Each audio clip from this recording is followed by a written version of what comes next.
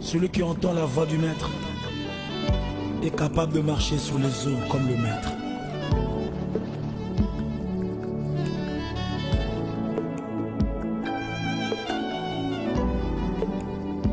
Je suis là, Seigneur, parle à mon esprit.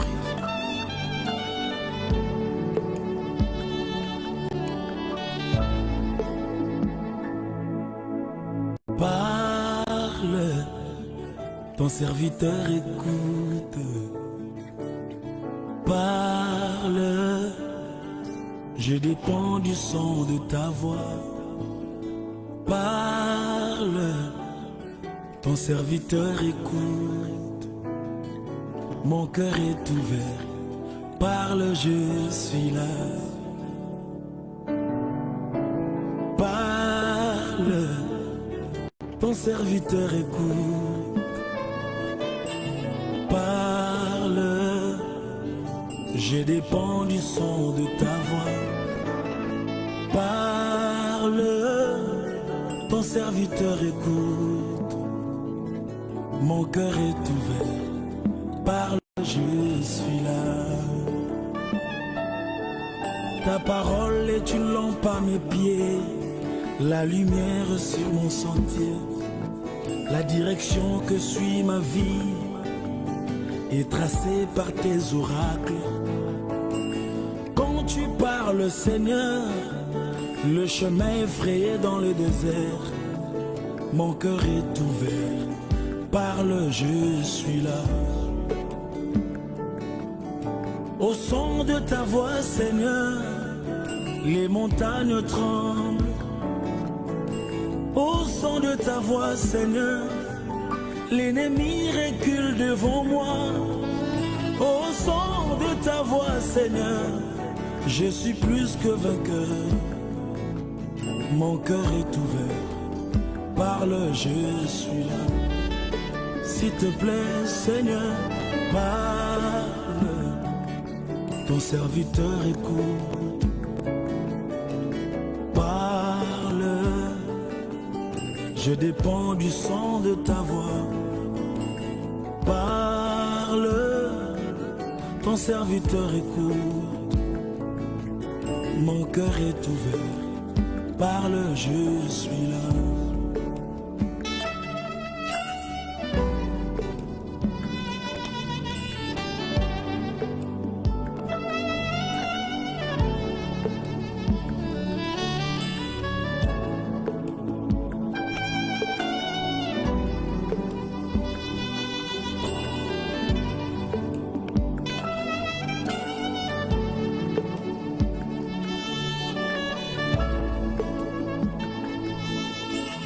Comme une sémence, elle produit la nature de Dieu en moi. Comme une épée, elle détruit les forteresses de l'ennemi. Comme une eau pure, elle rafraîchit mon âme et me rassure. Mon cœur est ouvert, parle, je suis là. Oh oui, comme une sémence, elle produit la nature de Dieu en moi. Ta parole comme une épée, elle détruit les forteresses de l'ennemi. Oh oui, comme une eau pure, elle rafraîchit mon âme et me rassure. Jésus, mon cœur est ouvert. Parle, je suis là. Oh, parle, parle. Oui, parle-moi, Seigneur, je vais entendre mon serviteur. Écoute. Pas un pas sans ta parole. Seigneur, parle, parle encore. Instruis-moi, révèle-moi, change-moi. Je dépends du son de ta voix. Montre-moi la direction, le chemin. Parle à mon esprit, Seigneur. Ton serviteur est là. Oui, je veux suivre ta parole. Mon cœur est ouvert. Alléluia. Parle, Jésus. Quand j'ouvrirai ma Bible, que j'entende ta voix. Quand je me lèverai le matin, que j'entende ta voix. Quand je serai en prière seul, que j'entende ta voix. À l'église, à la prédication, que j'entende ta voix. Pendant l'adoration, que j'entende ta voix. Quand je leverai mes yeux vers le ciel, que j'entende ta voix. Je veux t'écouter. Instruis-moi, révèle-moi, parle-moi, change-moi. Je veux t'écouter, Seigneur. Alléluia.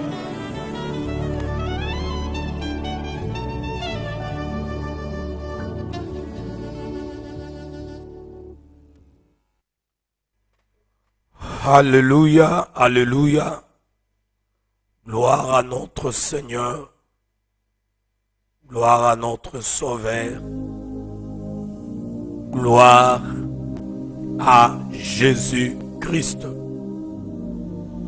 Bien-aimés dans le Seigneur Jésus-Christ, pour tous qui aiment ce moment, qui aiment ce temps, auquel nous avons l'habitude de passer ensemble dans la présence de celui qui nous a aimés, notre Seigneur et Sauveur Jésus-Christ, pour partager la bonne nouvelle, l'évangile du royaume, celle qui sauve. Je vous dis shalom.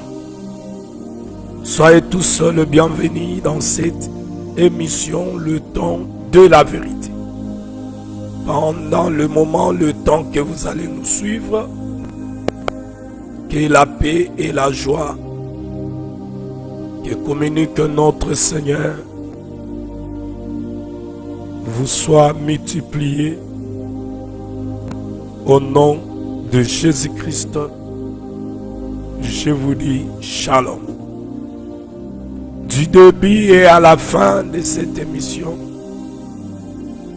que l'honneur et la gloire soient pour Jésus-Christ. Alors, bien-aimés,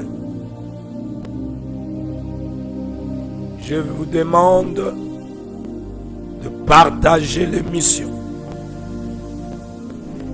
Comme je l'ai toujours dit, le Seigneur ne manquera pas à se souvenir de toi. Partage l'émission et Dieu ne manquera pas à se souvenir de toi. Je dis shalom à ceux qui sont déjà connectés. Je dis shalom à ma fille Ange Mutobo. Soyez le bienvenu dans cette émission de ce soir. Pendant le moment et le temps auquel vous allez me suivre dans cette émission, que la paix de Dieu, la joie qu'il communique à tous ceux qu'il aime, vous soit multipliée au nom de Jésus-Christ. Je vous dis shalom. Sans plus tarder, nous entrons dans notre émission. Nous continuons, bien-aimés, avec notre sous-thème auquel nous sommes en train de parler.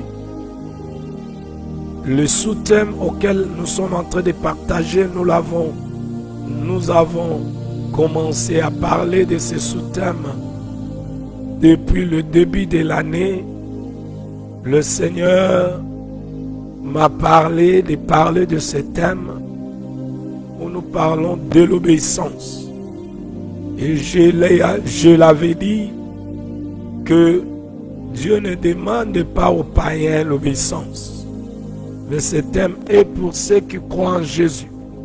Ils sont appelés et ils ont accepté l'appel du Seigneur. Et dans la marche, bien-aimés, nous devons marcher avec l'écoute, l'obéissance et le pratique. Et là, nous avons dit, nous parlons de l'obéissance de la foi. Parce que ceux qui ont été appelés, ils ont reçu le salut, justifié.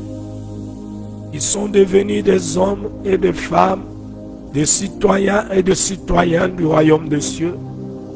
Dans la marche, nous marchons non pas par la vie, mais par la foi.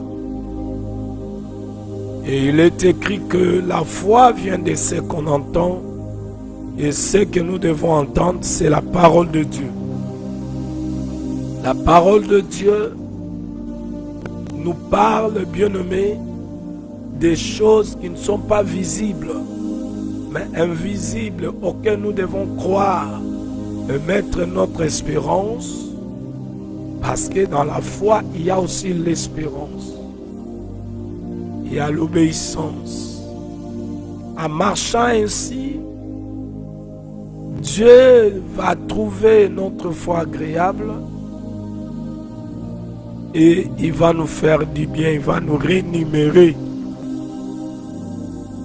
Et là, bien-aimé, parlant de l'obéissance, notre sous-thème, nous sommes en train de parler de l'influence qui est, bien-aimé, dans le deux maisons que j'avais exposé selon que l'Esprit nous a inspirés. Nous avons parlé de deux maisons. On a parlé de deux maisons, des influences spirituelles qui se trouvent dans ces maisons. On a parlé de la maison du premier Adam. La maison du premier Adam, nous avons dit aujourd'hui, c'est l'image du monde ainsi que des maisons auxquelles nous sommes sortis.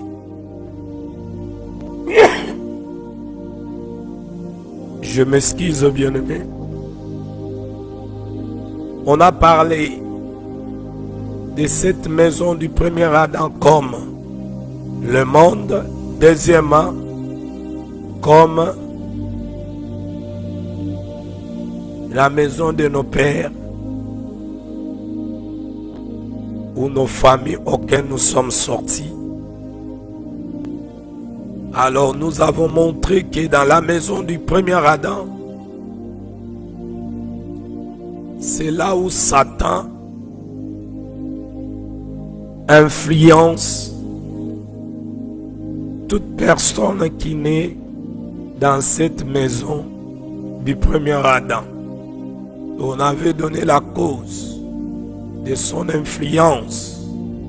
Nous avons dit Satan a l'influence que là où il y a le péché. Là où il y a le péché, c'est là où nous avons parlé en montrant que les deux maisons, des influences spirituelles. Nous avons montré que la maison du premier Adam, l'homme vit sous l'influence de l'esprit charnel, c'est-à-dire Satan, qui influence l'homme à vivre selon ses désirs charnels. L'homme vit sous l'influence de l'esprit du diable. Il le pousse à désobéir, à rejeter la parole de Dieu. Dans la maison du premier Adam, l'homme vit, bien-aimé, depuis que le péché a touché l'âme d'Adam, la peur s'est installée et la honte. Ce que nous avons vu chez Adam lorsqu'il mangea le fruit, ils ont entendu la voix de Dieu et sont partis se cacher, c'est-à-dire s'éloigner de la voix de Dieu, et ils ont eu la honte de leur nudité. Nous avons dit que la maison du premier Adam, Satan est là-dedans, il anime les gens avec l'esprit de querelle, de confusion, de haine, de jalousie, de meurtre. Nous l'avons vu dans la maison d'Adam lorsqu'il a été chassé avec sa femme et il a eu les deux enfants. Le premier qui était Caïn et Abel. Abel a eu de la haine, de la jalousie, de la colère contre son frère. Nous avons dit c'est dans la maison du premier Adam où il y a les esprits héréditaires. Les esprits héréditaires qui répètent le même cycle de malédiction. Alors on a montré aussi que cette maison représente l'ancienne nature où l'homme péchait. On a parlé de la deuxième maison, la maison du dernier Adam. la maison du Christ. Là, le Saint-Esprit habite et influence chaque domaine,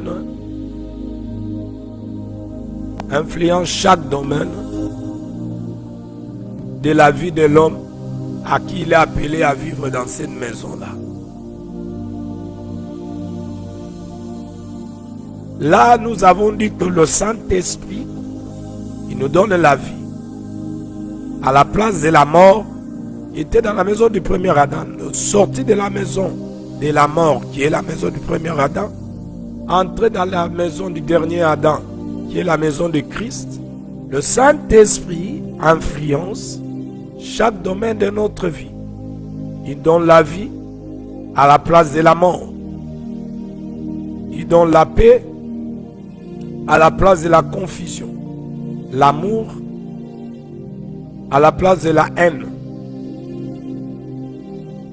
Il nous communique la vérité à la place du mensonge.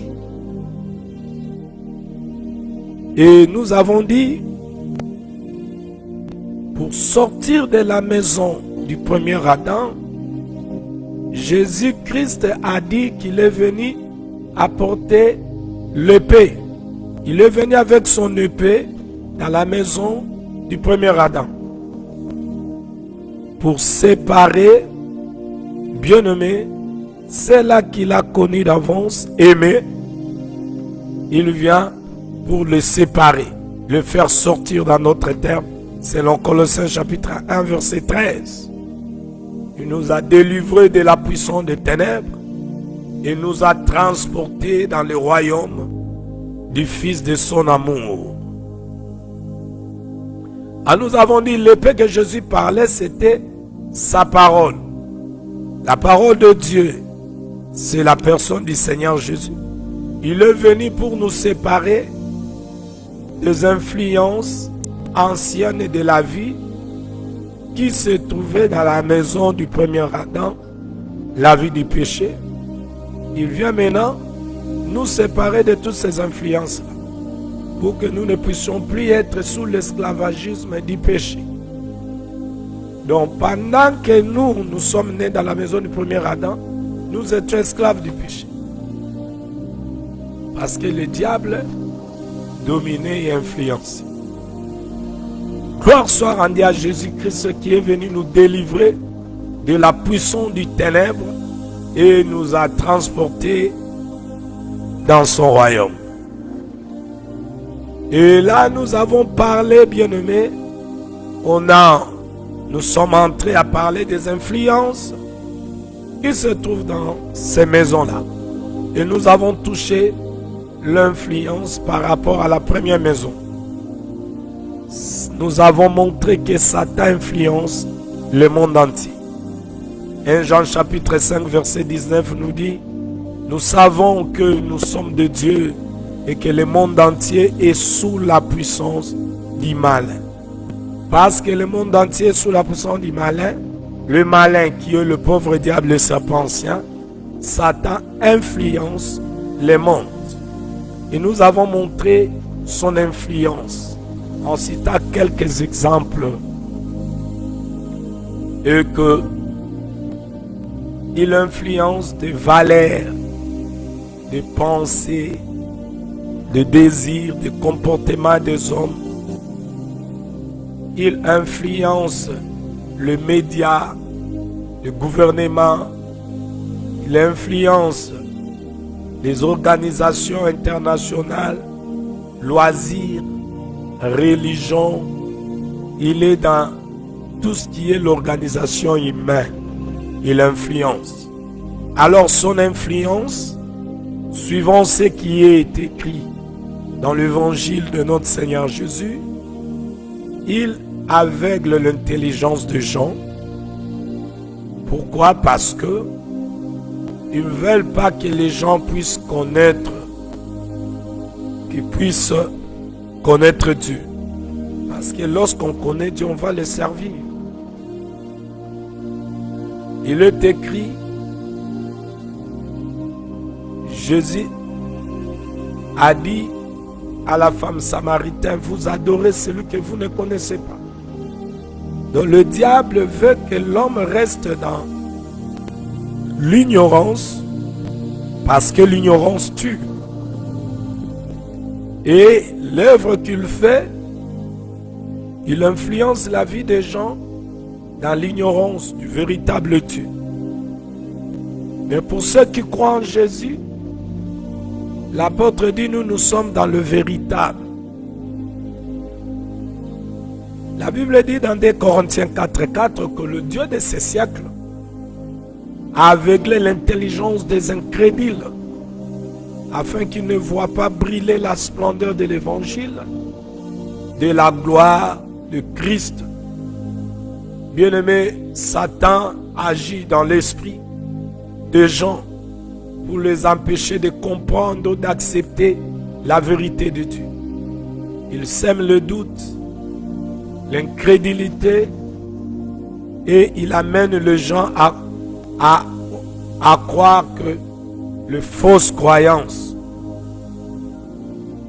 Nous avons montré qu'il répand les mensonges et la confusion. Jésus lui a appelé le père des mensonges, meurtrier. Jean 8, 44. Il a été meurtrier dès le commencement.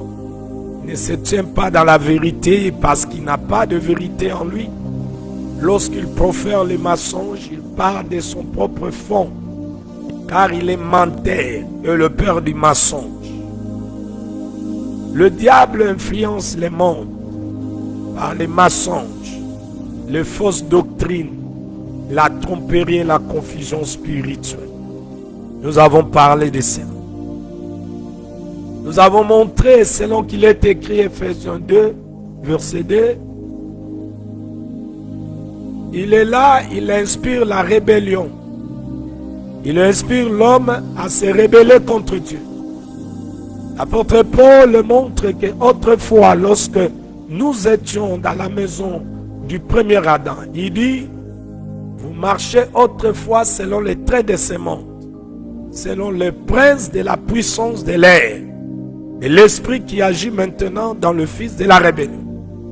Nous avons démontré ici que le prince de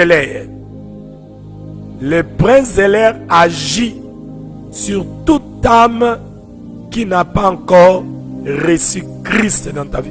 Le prince de l'air, Satan, a l'autorité sur toute âme qui n'ont pas encore reçu le Seigneur Jésus-Christ.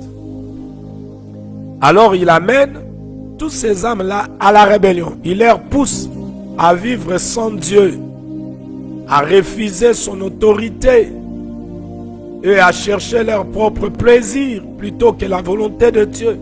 Nous le voyons et nous l'avons vu en montrant du temps de Noé ainsi que le temps de Lot. Aujourd'hui, il fait la même chose. Nous avons montré que dans ce monde, le diable influence les gens. Il vient avec la tentation, il séduit l'homme. Apocalypse chapitre 12, verset 9 nous montre que le dragon, le serpent ancien, appelé le diable et Satan, c'est lui qui séduit toute la terre, fut précipité sur la terre et ses anges furent précipités avec lui. Remarquez ici que le diable séduit l'homme sur la terre, les hommes de la terre. Il séduit tous ceux qui sont en dehors de Dieu. Le diable les séduit.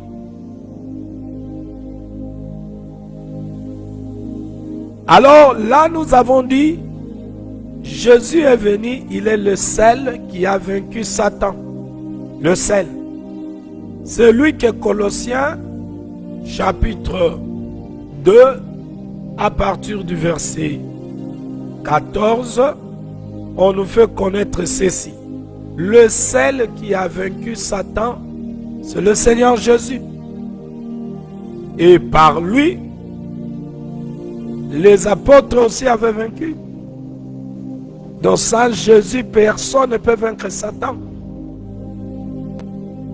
Celui qui a vaincu Satan, c'est Jésus. Il était l'invincible.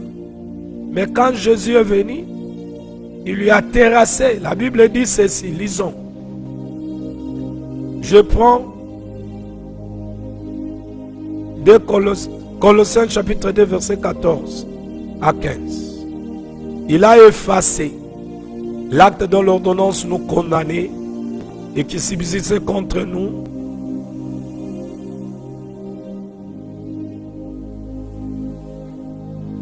Qui subsistait contre nous. Jésus a fait quoi? Il a effacé ces actes. Il les a détruits en les clouant à la croix. Il a dépouillé la domination et les autorités. Il les a livrées publiquement en spectacle en triomphant d'elles par la croix.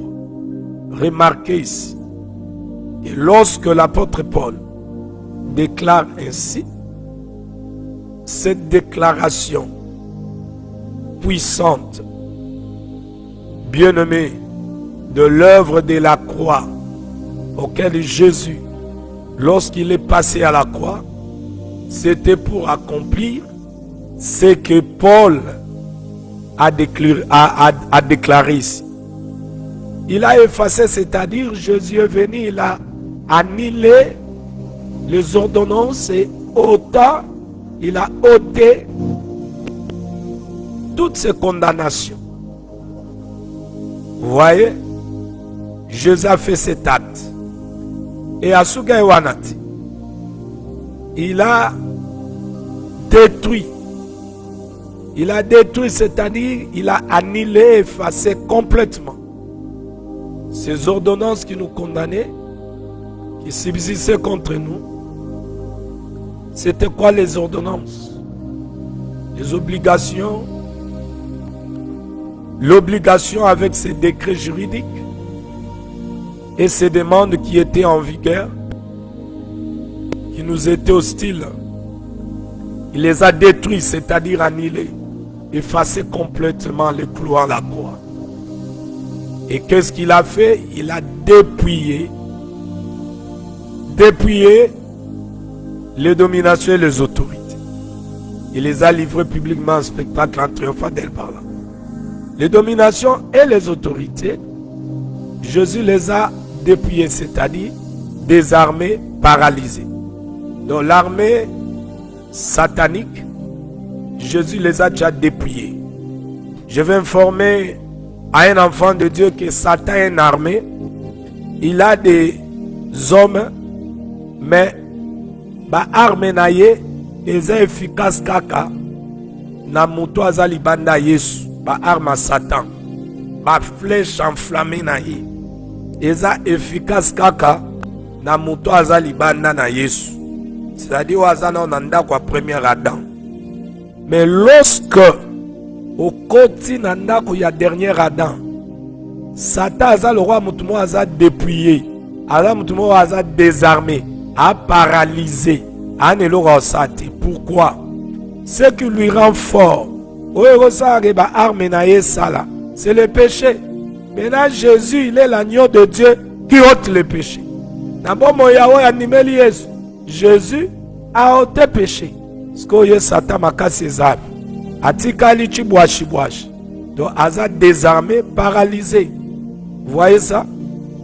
Alors, pour la bazana Yesu Masia Nandaku oyo bebengi la maison de Christ, le dernier Adam, où ils ont représenté notre corps aujourd'hui, ainsi que là où 2-3 personnes sont réunies, pour former un corps et à Christ dans ma membre.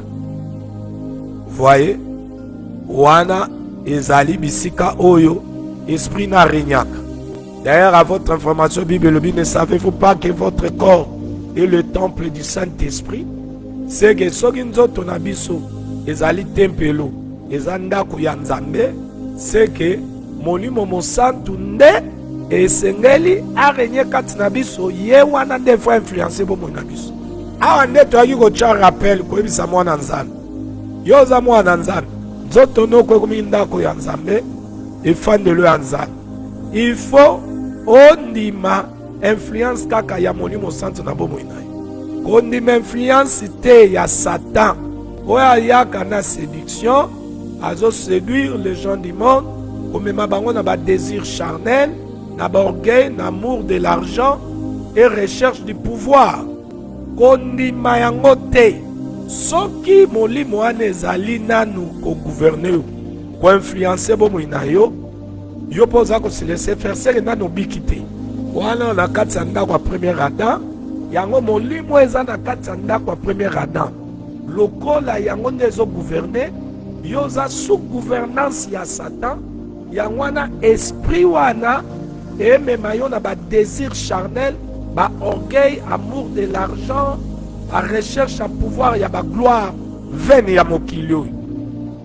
Mais lorsqu'on commis nakati na ndaku ya dernier Adam, le Christ, Satan a reséduire yote, akoya komeka, mais akolonga te, séduction na ye liko na yo.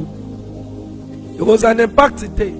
Parce que à votre information, aujourd'hui, l'église, où est ensemble, il y a santu, il y a nzambe ya sangisi, baza lokola Eve oyo, asi azui mayele, ke oyo azo ya wana nyoka wana, ayaka ndepo na kokosa kolinga, ko détruire ba vie ya batu. Mayele ana azui angwabi, azango nerer ya Eve ya liboso, oyo azalaki mwasi ya Ada ya yambo. Ah, nazo répété le coup.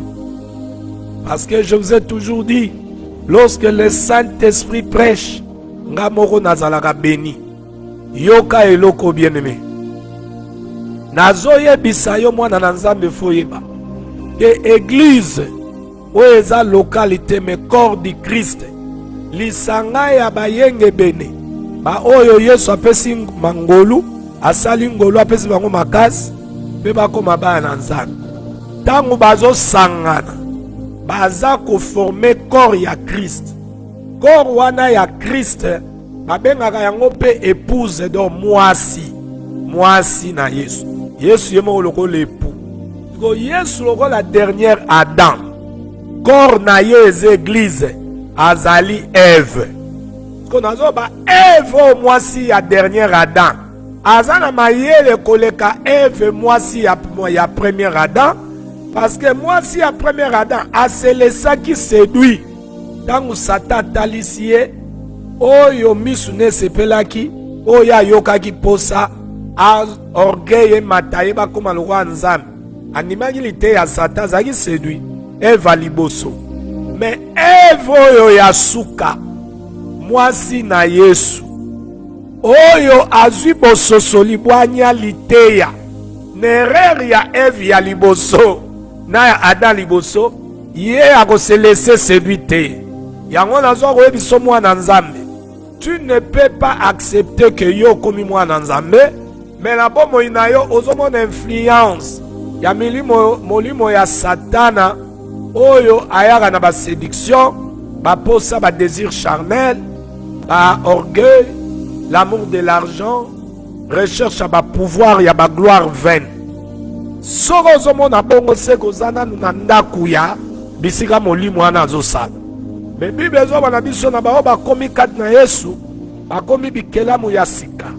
Bomo ya kala eleki na makambo na yango, tala bomo ya sika o ya ndaku bakoti kati na bango. Bomo inini ya Yesu Kristo na tesa ebino pe kokota kati na Yesu ezaka pe kokota na kati ya ndaku, ezaka pe kokota na royaume. Royaume ya tata ezalaka na molimo akonzaka na kati. Oh, l'esprit qui domine dans le royaume de Dieu, c'est lui-même Dieu. Donc c'est le Saint-Esprit. Oh, le Saint-Esprit c'est Dieu. Alors bien aimé, Ève oyo yasuka, mwasi ya dernière Adam waza Christ, oyo ezali ngai na yo lisanga ya basantu, ye azui mayele bisika oyo Eve liboso akweyaki, mais Eve yasuka azui liteya. Le dernier Eve oyo ezali yo na ngai mondimi na Yesu Masiya toza na liteya, tokokosana te lisusu te lokola Eve oyo ya liboso, parce que erreur ya Eve ya liboso na Adam liboso ememi biso sikoyo na koboya séduction oyo ezali ya Satan. Est-ce que eza kana yo? Est-ce que omonaka bongo comprenaka pe bongo? Nzambe alingi liteya oyo ekota yo ekota ngai pour te se laisser faire te à celui qui séduit le monde qui est sa maison. Et le monde, je vous ai toujours dit, c'est la société humaine sans Dieu. Amen. La bango ba désir de la chair, l'orgueil, l'amour de l'argent, les recherches du pouvoir ainsi que ma gloire vaine. Alors, Jésus, quand il est venu, il a fait ce que Paul en parle dans Colossiens 2, 14, 15. A depuis il y a des armes. Ce que n'a pas moyen moi dans Nzambe. Dans Satan yaka, n'a pas arme na ye. Ce qui a coûté le soumukati na yo. Ah, wana na robeta ba flèche na ye wana. Et tu peux entrer dans la vie na yo. Mais lorsque tu vis dans l'obéissance de Dieu, en marchant selon que Nzambe alingi, ba flèche na ye rozala nul sans effet. Parce que yo rozala couvert na nini na oyo azakati na yo arobatela yo. À votre information, lorsque Jésus lui-même était dans la chair, à mon appel Satan zoya pour aya osamisa na ye malobaki yo ana zoya na mona ye mena ne loko na ye moko te na kati na nga po aluka yo osala nga mabe ndenge nazokende kokufa bonga mona ko mirandre mais ye nda zoya bo ana makasa oboma ngai. Je me donne moi-même. Yango Jésus abagisi abandaki komika baye moko. Mais biso lelo soki démon ya pauvreté azoya. Démon ya pauvreté, démon ya esprit tocha ba prince de l'air. Tant bayaka po ba opérer. Nenge Paul azo ba peine Ephésiens 6 wana ba l'esprit méchant. Ba domination ba autorité. Tant ba approche akabiso po ba opérer. Oyo bakuta kati na biso nde pesa bango accès. Yango yo mwana nzambe ko entretenir te lisumu na bomoi na yo. Lorsque le Saint-Esprit te révèle que ça ce n'est pas bon, c'est le péché, il faut se débarrasser automatiquement. Et comment on le fait? En prière, en reconnaissant sa faute et en priant, demandant pardon à Dieu. Celui à qui il a versé son sang va t'accorder le pardon, paix à Sokolio. Vous voyez ça? Alors, moi, Nzambe a kolingate, a vivagasu na lisumu po lisumu, et ça le roi lien ya point de raconte, na Satan wazo agir na mokilio. Nanzela besprit, na ye, ba prince de l'air, ba domination, ba démon, alors ba konsoanzela. Mais lorsque la parole de Dieu est comme ma vie, Bible lobi, kolo azoba que l'ange de l'Éternel campe tout autour de ceux qui les craignent pour les arracher du danger. Le danger peut venir, mais l'ange doit être là. Mais l'ange est là, là où il y a la crainte de Dieu. Là où il n'y a pas la crainte de Dieu, les anges ne sont pas là. Oh, quel est le rôle des anges? Hébreux chapitre 1, ils sont là pour arracher les enfants de Dieu du danger. Mais lorsqu'on ne craint pas Dieu, il n'y a pas la présence des anges. Mais à celui qui craint Dieu, les anges campent tout autour de lui. Et quand le danger vient, au moment où le danger, mais Jésus était, parce qu'il marche dans la crainte de Dieu, et bien ange, pour épargner dans le danger. Que la gloire revient à notre Seigneur Jésus qui nous a appelés à vivre, bien-aimés, selon la vie auquel il nous donne dans sa maison. Et j'aime quand l'apôtre Paul dit que Tata bongi saki ke biso ba oto koma bana e to rassembler to banako ko kanana ya na biso. Il dit car ce qu'il a connu d'avance, c'est-à-dire aimé et choisi, il les a aussi prédestinés à être semblables, c'est-à-dire à être moulés à l'image de son fils, afin que son fils fût le premier né entre plusieurs frères. Vous voyez ça?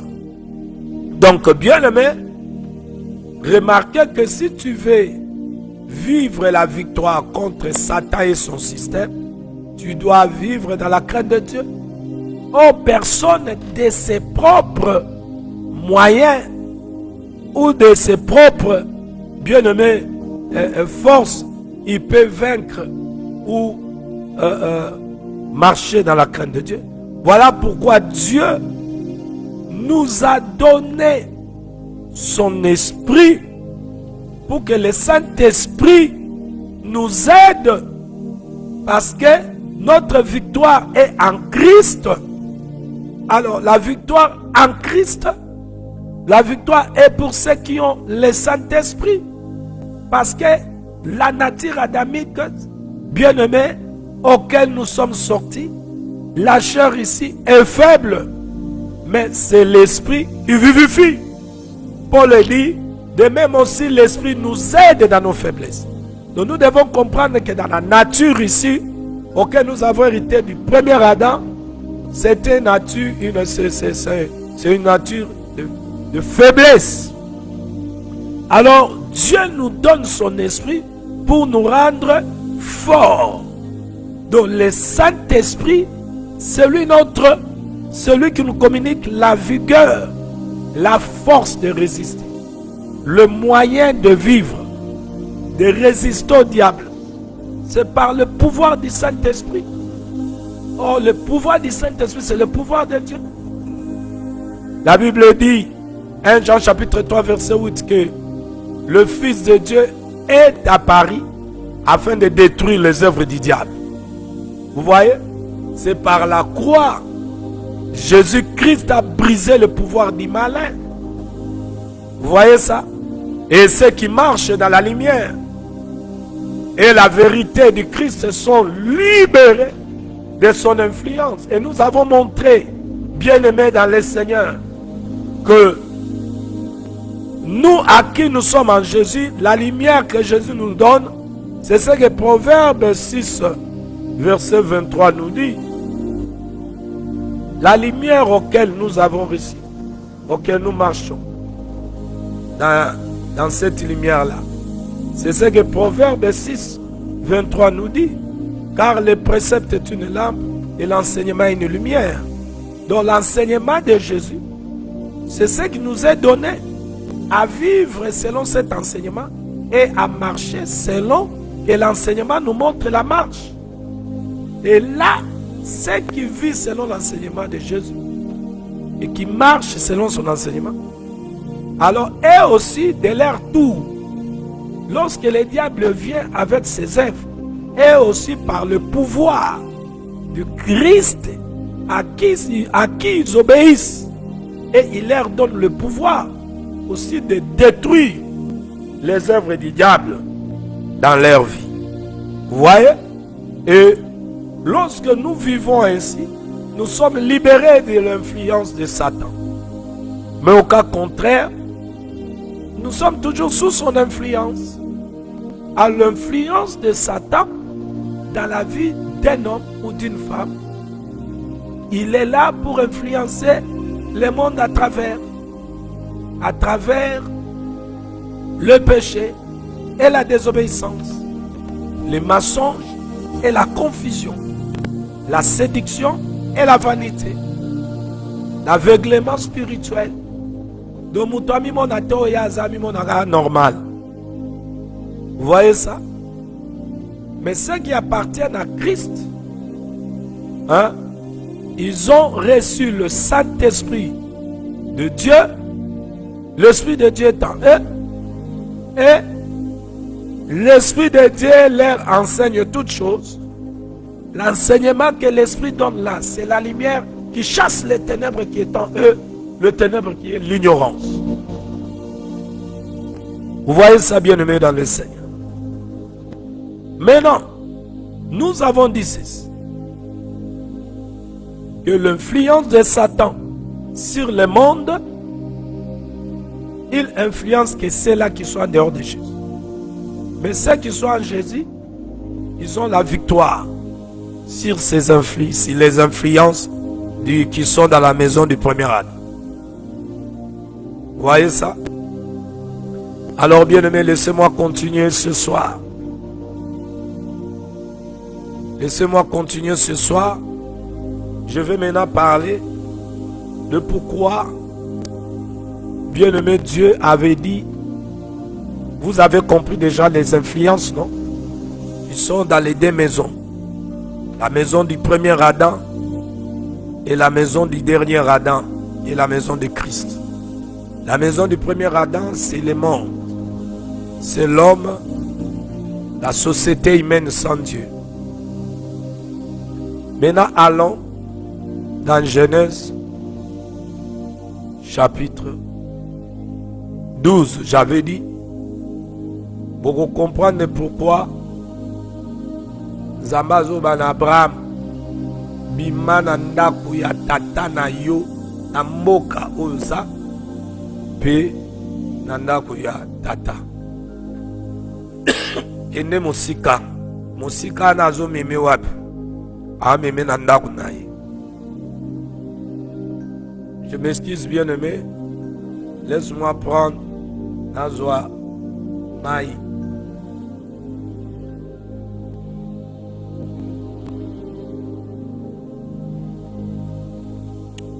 Nous allons à Genèse chapitre 12, je prends le verset 1.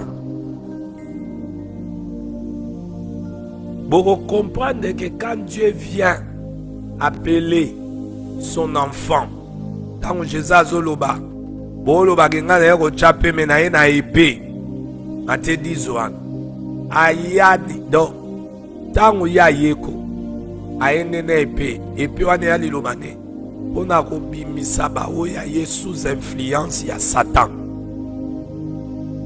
Wa banda ko agir na banda ko batata na biso. Parce qu'à votre information vous comprendre tout de suite. Entrons dans les choses. Le Saint-Esprit, l'enseignant par excellence, n'a confiance na ye. Parce que attend isaka bien.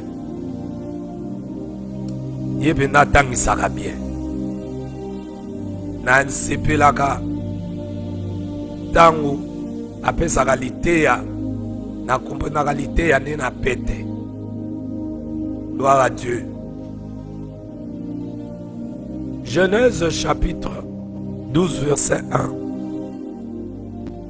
L'Éternel dit à Abraham, va-t'en de ton pays. Souligné. L'Éternel dit à Abraham, va-t'en de ton pays. 1.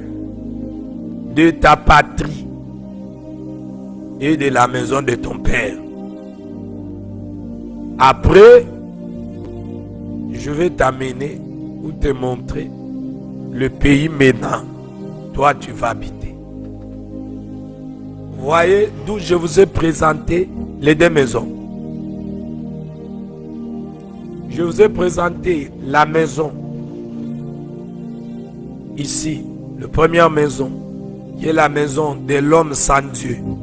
Le père d'Abraham n'avait pas Dieu en lui. Lui servait de dieux étrangers.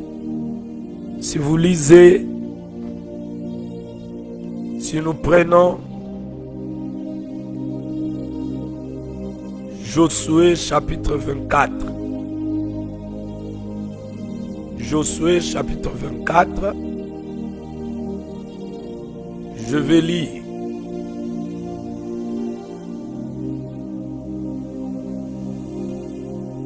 Le verset dit.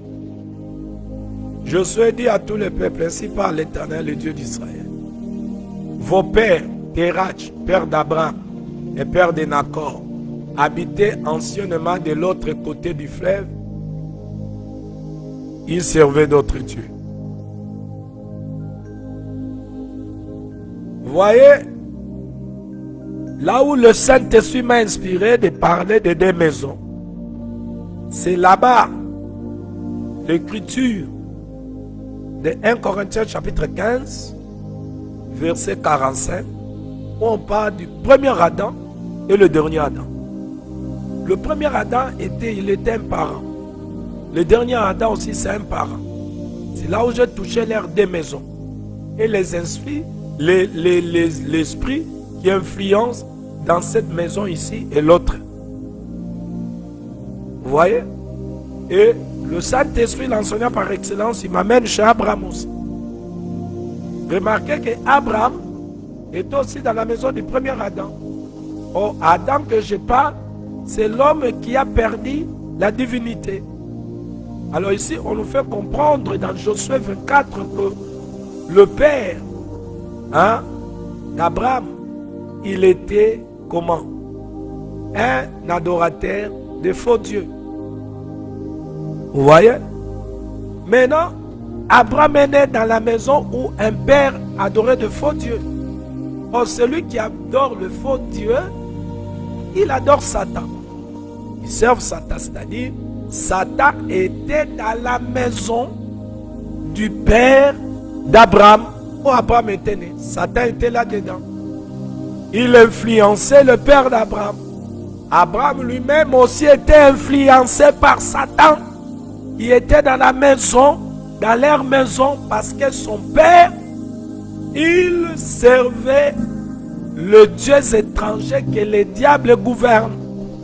Lui-même est l'auteur. Alors remarquez que Dieu vient dans la maison d'un adorateur pour faire sortir son enfant, à qui il a appelé de sortir. Il dit, va-t'en de ton pays, de ta patrie et de la maison de ton père. J'ai touché déjà la sortie de la maison de nos pères.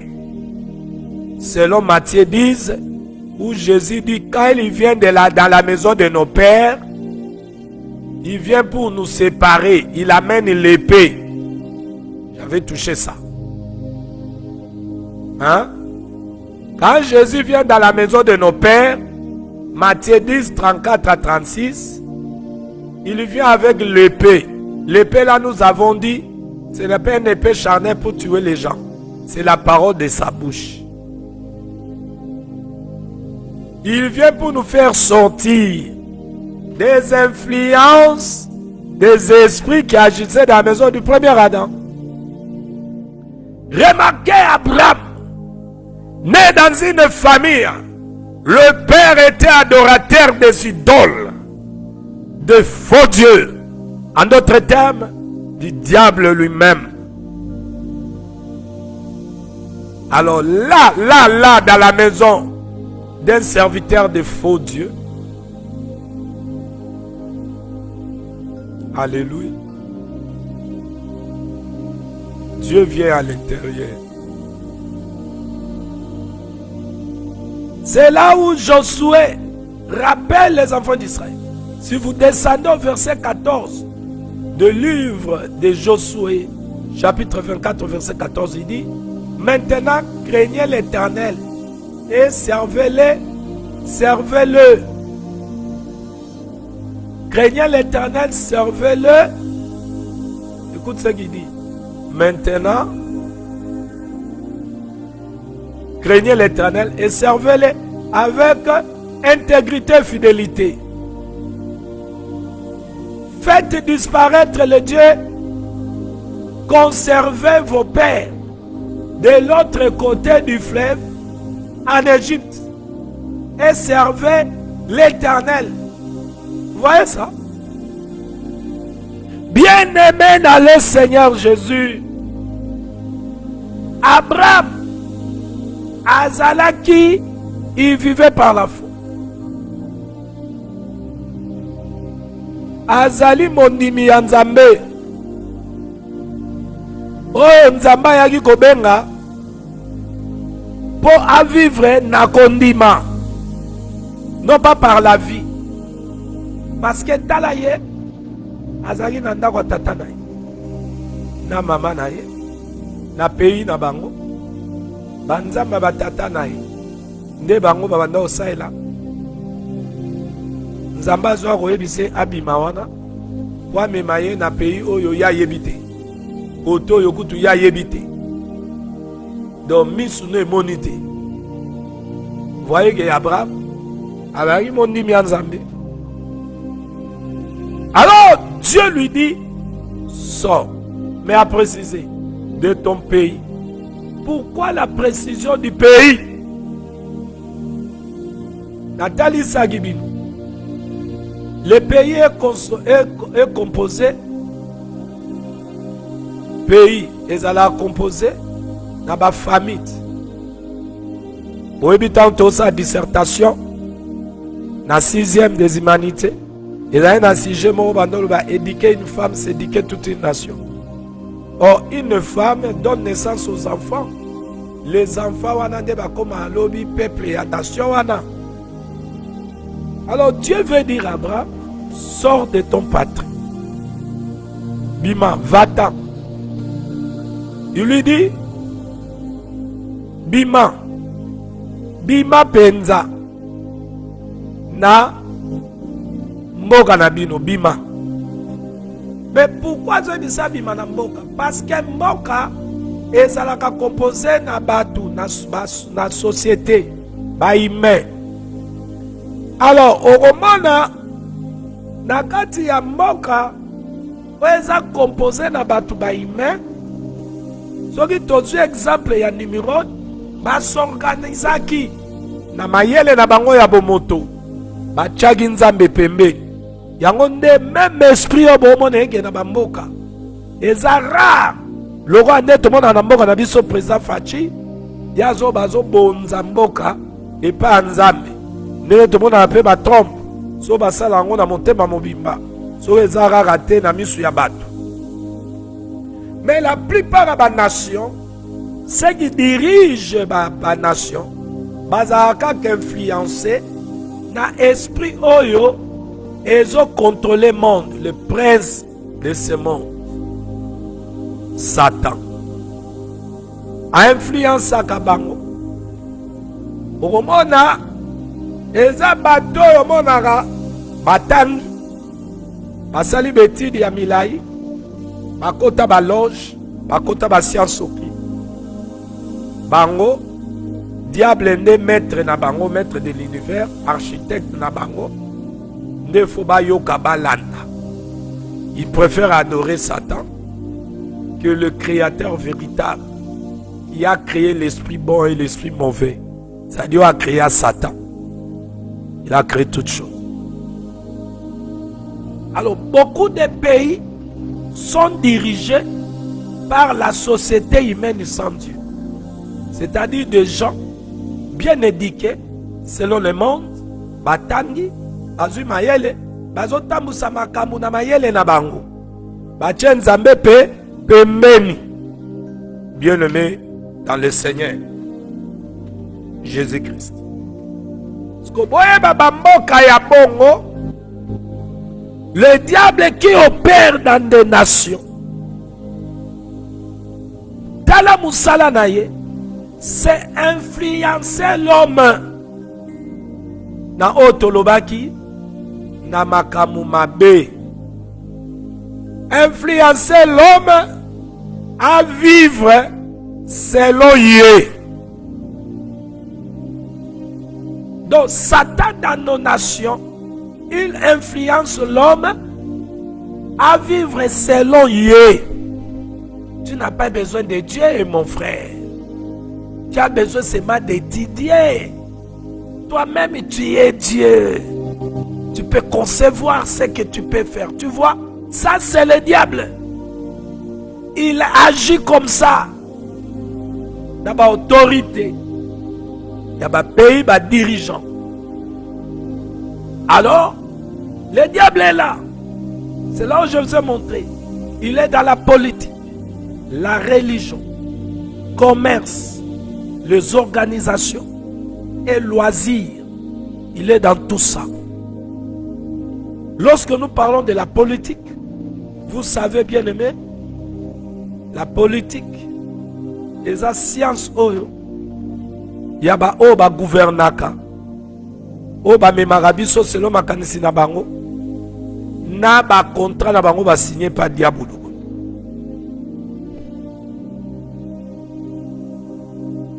Alors le diable est dans le monde, il influence. On peut prendre l'exemple. Sotozui, parce que je ne parle beaucoup du temps, mais la zone me mabino raka na exemple selon ce que Moïse nous écrit. Lorsque tu es dans le monde, il y a temps, il y a Noé. Ce qui s'est pesé dans ce temps-là. Au moins, il y a mboka ya tawana. Ata toke na temps, to banano na temps numéro. Au moins, il y a s'organiser. Pour construire tout roba, non construire, et c'est une intelligence mondaine. Ils ont commencé leur œuvre. Mais na pensé ni ya obundi sanzambe. Tu vois? Donc, les nations païennes, biti na bango ezali, obundi sanzambe. Tue-le. C'est ce qu'ils font. Parce que tout n'a pas obundi sanzambe. Tango zo teleme la volonté ya nzambe. Nzamba lobi, rapport sexuel, moi c'est mobile. Le monde, la société humaine sans Dieu, va voter, chaque pays votera la loi. Moi si pays normal, mobile est normal. Oyo choix muto asali so ngaba la nyama na ye ngulu na ye, mbwa na ye ya normal. Et bozo mona ba pays yango, o bazo voter ba loi. Ah non, ramene bino bo comprendre. Et ba Daniel, ba Meshach Shadrach, ba Abednego, a vivari na ba nation ya bongo. Oyo Satan a influencé ba nation na ko imposer ba loi oyo zo telemela ba loi nzambe. Sko Abraham abotamaki na nation ya bongo. Nation oyo binzambe nzambe tondi. Sko Satan a influencé milimo ya population. Ndebo iloko bomona bien aimé. Bon comprendre était na Congo, Kuluna, Muyibi, Bajeni Kindumba, génération Alelo, biso kala, tango to kola na bane na biso. Mona mopenda mwasinde. Mona na tolo ya moi si je m'excuse les seins d'une femme. Libele ya moi so mona onde. Des sacrilège. Mais tala bajeni alelo. Vous voyez les influences maintenant? Il y a Satan dans nos pays, dans nos nations. Dans l'Afrique, précisément dans mon pays Congo, les jeunes sont influencés dans ma pays. Et dans la makambu Satan salaka, ils ont utilisé musique ya mokil pour influencer pour moya les jeunes va détruire, va détruire. Bien aimé, nous avons commandé un soumasi à Bajek. Batouana bomona bawera wana, bajibe wana, bakofi, bafali, bafe, balingi na bango binote. Balingaka binote. Okomona wera, akoyana ngana yebi nzambe wera. Muto ya vandi na ndako ya premier Adam. Asala musique à mokilo ayembe la mokilo. Tangu yawa zo yana ndako premier Adam abimise akotikise biloko wana 2 Corinthiens 5:17 kokosama na vie na ye. Frère non Patrice ayebisa kote ate ya kote c'est que Patrice aza faux pasteur po ifo ayebiso ke ndenge yo ozana nano komi mwana nzambe te ifo yebiso ya solo frère Wera frère Wera mais ton frère Patrice soit yebiso ya solo kenda no komi mwana nzambe te ezane diable aza ko use bino boyaka na langage à deux fois c'est-à-dire bose la mukili bonye pe bozaka nanga mwanzambe boabikela mwanzambe yes mukolo yezo aya na bobo ino wera 2 Corinthiens 5:17 kokosama na vie na yo okobima na se ya influence ya esprit ya gloire ya ngai danger ya nga mutali boso ngande star na monda nzambe maamwana ezaka te na ndaku ya dernier Adam po ezali yeso botanga na monoko na bino biloko wana ezaka te nga premier nga boye bayekoli ya yesu batuna yesu yo sikoyo ozokende nani akozala chef awa jésus acomprendre l'esprit bando anime bango alobi oyo akoservir donc nani akozala grand bando luka nani akokonza mosusu jésus atalisi bango ke liloba pa alobaki yaki pe peut-être Abi, c'est lui qui va servir les autres. Mais est-ce que Bino Boya peut servir? Bosala bokresa na pour mi servir. Bo yango bozwaka bana batu pe bo se servir. Ah oui. Bien aimé, yokane bisayo. Makambo toloba. Eza makambo bana nzambe. Eza ba vérité ba biblique lumière o nzambe azopesa. Po bana ne bayeba mokili o tovandi ya mabe. Toko sepela nango te. Lobo mona ba lot wana a gagné vie na Sodome. Maza kokoka ko vivre sous na kimia te. Bongo ngana onde to vivre kimia na mokili o. Ata nzamba pesi biso biloko ngo. Bien aimé. Mais na ba kongana tozali ke soko za bilambe belé. Soki ndeni nde faut pesa yo. Obima papa moke na ba boîte ke na ba. Bien aimé lukuta. So komi na Yesu biloko wana nyonso ya vanité. Yana ngo eloko te. Biloko ngo pe okozana ngo mona ka vi yango ya malonga te ya samoyo. Nga mona ngo bongo. Et la mesa nango ya lata propre. Moi mbongo ya na pocho ke na restaurant ya restaurant ya standing à likolo vando liaka na yo wana ostafaka. Mais c'est pas la vie. Moi quand je sors avec mon ami, mon boss, tozo de ba restaurant na ti bo mona ngana posaka na ngana na laxate tant na hotel ya bo na banaliser bilo wana bo comprendre te que bo bino congolais surtout les africains azana ngote yango azoloba bo pese ka chasa ke yango mona na postaka bilo wana pona laxa bino na okota bilo wana na mona ngo malonga te ya danger te ya tina moko te elo na remarara so mu kongo bando swanga na ke wana na ke na posto va na restaurant moko ya classe bandini tololia. Mais na ozonga na ba pasi na ngaso to vane mingi uma pe na ozonga na pasa na tuna yango bukili yango batu bakufela kanini. Ah Dieu de ce siècle aveugla bato comme ça bango roi bazoba uma mutu zoba mutu azalo roi zoba nazo kama ngamo na mikama na bi likolo ka biloko tolia na ba restaurant yo kana ngo vandi ngo ba chango ba minde sabi na maboko ya bato bangengisa ngo boye basali place ngo propre de bato bakufela baboma baninga ba négliger baninga bamona baninga pamba donc yana oka biloko pamba moyo siko ebakisa nini na poso na AJP ebakisi nini soki nzambe te muta bakiselaka biso bamvula siko biloko nyonso na omituna question siko mutu po akota mwa restaurant boye fanyata bato amona bato pamba lokwa ya kota restaurant mo donc ça nga siko tona onyata ba place wana na bi tika na onakanga photo potana oteya bana diabulu baza très dangereux bakomaka koye aloba mpona na komite bana diabulu yango omoni na posalanga mpe mpona lokumu te mpo biloko wana esalanga eloko moko te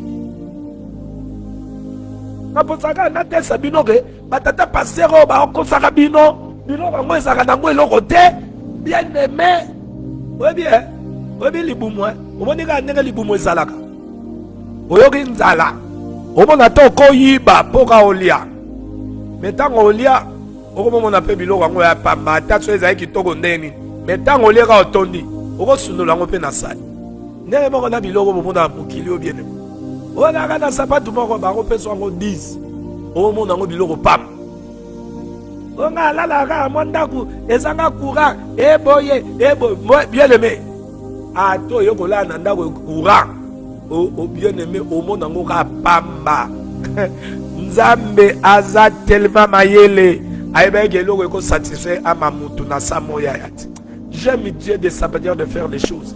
Nzambe ayebaki ami ya mutu eza satisfait te na biloko oyo esabi na maboko ya bato yango wana atikelaka mutu asa foli na ye ntango olukiluki biloko yango ozwi mpe te omona satisfaction ezoya te satisfaction ya ami ya mutu ezalaka mpa nzambe so omoni mutu aosepelane ka mokili aozala satisfait na mokili abengama na ye abwaka aza vase moko ya libebi agende na moto mwana nzambe akozala na satisfaction ya mokili te nakopesa bino exemple Lot aganya vie akomaya na vie oyo abanda oluka mazali nde satisfait te na monde oyo abanda vivre na mboka oyo abanda vivre mabe elekaki Abraham azali nde satisfait te nzambe apesaki biloko nyonso azali nde satisfait na biloko wana te ye azorevene kaka oyo ya likolo mwana nzambe moko ta kozalaka satisfait na biloko ya mokili soki omoni mwana nzambe azala satisfait mpo asombi tuka ave na ndako ya propre aolata bien aimé ane ya nana komi nzambe te. Ezalaka nde mwana ya diabolo. Mwana diabolo, c'est-à-dire mutu nyonso aza nanu libanda Yesu, aza sous influence ya Satan, aza no pona diabolo. Na eta wana nde satisfaction mokili ezala. Mais so koti pena makambo nzambe bien aimé, satisfaction ezali. Ezate. Ezate. Tu vois l'anda bien aimé. Qu'est-ce qui se passe? Le diable, c'est un esprit. Un esprit, oyo, abota pe besfi amike mike, où ils ont travaillé na kati ya batu. Ya on dit ba dirigeant na biso. Et bani na biso terre. Et bani ba dirigeant na biso. So gena ba royaume ya kala. Au moment que bazo ba biso ba royaume le roi ba Darius. Ya ba Nabucodonosor. Tozui ba pharaon d'Égypte. Et ça, vous voyez ça? Faux Dieu. Vous avez alors, moka oyo, binzambe nzambe vandi, Satan moka wana musala na ye, eza ko influencer peuple ya moka wana na makambo nini? Influence bokomana na bamboka wana bisika Satan avani batu bando vivre ka po na chair bando courir de gauche à droite bakokoma lokwa banyama boto bando tala siko bamboka toke wa betazi bamboko ba Afrique bapoto wana omona batu bien aimé biso ba Afrique toti na pauvreté soki tokomika bamboka wana au monde esprit ya bongo, nous devons travailler le roi maniaque. Nous devons travailler l'esprit kaka. Nous devons calculer les akama, bangu, bani. Nous devons travailler dur. Mais l'obio, n'a dit que la bana. Mais c'est la folie. Mais vous êtes toqué spirituellement. Moi, je suis normal. Non, vous êtes envoûté. Les diables ont yon kolabino, vous êtes esclaves. Salomon a dit, il a vu un mal sur la terre. Au moment où doit travailler durement, mais il va profiter de il y a travail. Na travail na. Akufi na ye. Allez, mutu ça joue avantage. Bana to mwasi. Ba yebi pe valeur ya biloko wangote, po ba travailler ki po na ngote. Allez baba ni ko teka teka. Est-ce que batata nga natalaka ba pauvre natalaka ba pauvre ndenge balobaka soki pauvre a réussi yoka ma pauvre a lobaka biso batata bazaki te mutako sunga mutako sunga biso azaki te to buninga moko efo perso na gagner na saleli bana yo saleli bana me bana na banyokwami te omoni yo nyokwami au sali n'esprit au gagné biloko. Au lobby au sali ban. Mais banana banyoka mite. Banana ba otikala. Satan wazana mukili. Wazo influencer batu. Comme ma batuka na makamwa mabe. Na ba confusion. Na kati ya désobéissance. Na peur, na honte. Comme batu na ba confusion. Qu'on fait répéter bango balien héréditaire, répétition. Il y a ba malédiction. A quoi influencer bebana. A quoi ko meka bana. Yo tikale ka bana ba ndako yo soma ko mono posséder. Mais esprit ni yo tikali bango ba ko sala face na esprit yo di malin o eza ko agir na mokili. O tikali bango esprit ni. Quand le diable viendra, pour même bango na ndenge tozo ba mema batu na orgueil bakomo tamolaka biso bana star biso bana papa na biso bana ya na bana ya wana bayebi ko gérer biloko te oyo monelaki passe na kati ya vie na bango ya folie bakoti ya vie ya koteka teka lobi baoteka teka siko yo bandaki na souffrance oyo kokoma na bozwi Mais bango babandi na bozui bakosuka na souffrance. Soki otikeli bango nzambe te. Mokili obo beta tolo. Bino ba musicien, bino ba politicien. Bozali bosuko beta tolo. Yo yozo tambola likolo moko na kati. Olingo za mwana nzambe. Koto kende kota Satan. Yo kasi bo ali boso botambola bongo. Mais botuna batei na bino lukuta na bongo na beglise. Bozaka kanga yo alesa. Tomoni mususu awa bimiao. Tata moko ya bolole. Bolimbisi vraiment. Tano benga bololo na ba par rapport à l'obanzam. Insensé. Tata moko insensé.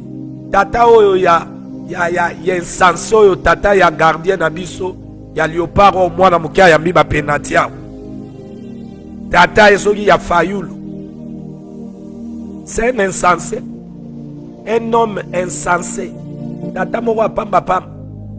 Azolo bakabunyu aleza. Nde amatisi mwana. Mais tu es un père insensé. Est-ce que tala ya mutu bazwango epa pasteur? Pasteur mutapesa mutu tala. To nzambe mutapesa mutu tala. Soki mwana lebi ko yamba. Kabunjalesa mutazwaki Bible akomisa ngo balo ale kota na poto. Kamata ba mwana na sote koto abimisi ba penalty nga abimisa ga. Kabunjalesa nda yako yamba ba penalty wa. Un papa insensé. Oza mvute na milimo kabunjalesa ya mvutima misa molili ya kabal. Allez, ozo banane. Yo oza mvute pa kabunjalesa. Kende oza mvute? Un papa normal à côté de moi n'est pas Kabunjalesa. Si Kabunjalesa servait un véritable Dieu, Yongo Lobake, c'est Jésus. Moutou, a commis si moi dans nos places à ça. Mosa Lanza m'a comme ça Moutou place. A comme ça Moutou place. Parce que Paul a dit, si je vis, ce n'est plus moi qui vis, c'est Christ qui vit en moi. Et ça, Christ Moutou comme ça Moutou. Bisika o yazo memaye na destinée. Mais le rose tata moko est censé.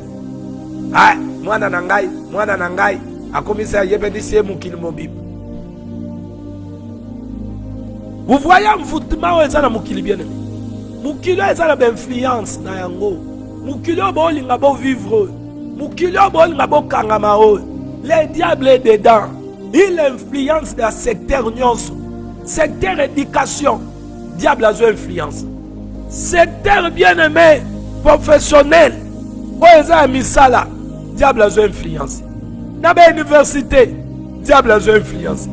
Naba église, on église, la religion, le diable est là, il influence. Job a Bible, Job a Mukana Job. Tangu bana nzame bando sangana. Satana bando yana katina. Azwa na kati na babu. Abana koluka nini? Influence. Le diable veut influencer les âmes des gens. À ne pas aimer Dieu. Yakomi linga yomo kona kolinga moki. Tala la plupart ya ba chrétien lelo. Balingi ya vérité nzambete. Ba milingi, balingi mokili. Mais bazo ko sambela. Bon nzambe akotsa bango. Na bolingo na bango wana ya komilinga wana na mokili bamemi na motema. Bon, Congo c'est une nation chrétienne. Non, bien-aimé. Nzambe lelo aza su nzamba ba nation te aza nzamba ba individu. Alors non, c'est que ba prophète nyonso ya ba tente oyo bazoya au nom du Congo. Non. Nzamba aza nzamba ba nation te aza nzambe ya ba individu. Jésus n'est pas venu sauver les nations. Jésus est venu sauver des individus.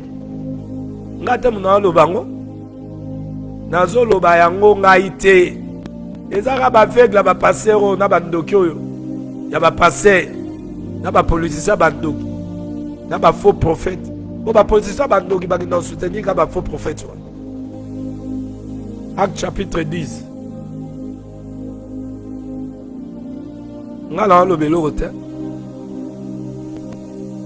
Je répète l'enseignement de notre maître.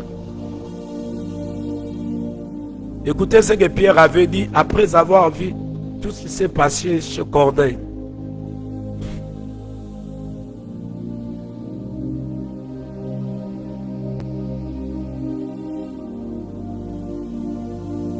Écoutez ce que Pierre dit. Acte chapitre 10.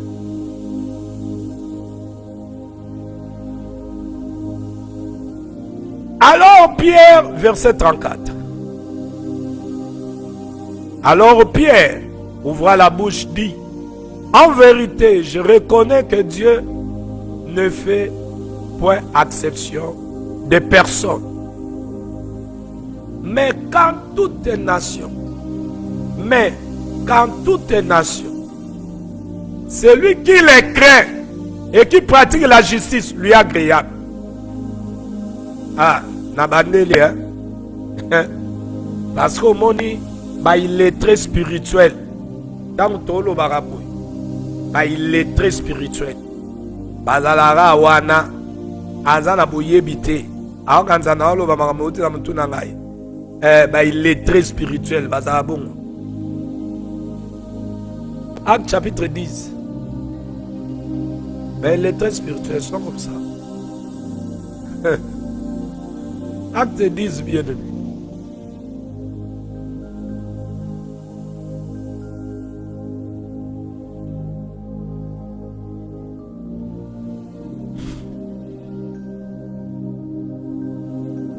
Dans Acte 10, 35.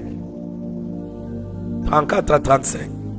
Alors Pierre ouvra la bouche et dit: en vérité, je reconnais que Dieu ne fait point exception de personne. C'est-à-dire, il était question là de gentil. Le gentil, c'est-à-dire, Bapagano bazage exclu na bénédiction yanzambe. Mamoni nanda kwa corneille. Bénédiction ne peut s'amélior. On est mon santo. Ataliabi, Namoni. Maintenant, écoutez sa déclaration, verset 35. Mais quand toute nation, celui qui les craint et qui pratique la justice lui est agréable. Dieu n'est plus Dieu des nations. Oh, Dieu nation congolais. Oh Dieu, botika ba vantire. Boza ba charlatan binonyos. Hein? Bino boya agaga na. Oh Dieu a dit ceci dans cette nation. Dala, nation ane roza nango batu ba vivre na masumu na bango. Nzambe azuga muntu moko. Toi continue pas fachi wana. Fachi wala naneka nzamba wabika na ya kozi ya fachi. Nation ane ko bénéficier na grâce. Yo rasi bamboka oyo. Bana nzambe baza. Maka mususu soke zoko mate na bamboka ana. Mais pour na bana nzambe wana. Dieu n'est plus Dieu des nations. Il était Dieu d'Israël, bien-aimé dans le Seigneur. Aujourd'hui, il n'est plus Dieu des nations. Akoma nzamba d'individu. Nation ya nzambe des églises. Nation ya nzambe lelo des églises. Des nations naïe. Des pays naïe. Aboye bien monté. N'a pas sabino ka ba verset. Mais gloire soit rendue à Jésus pour Bible melama awa. Philippiens chapitre 3 verset 20.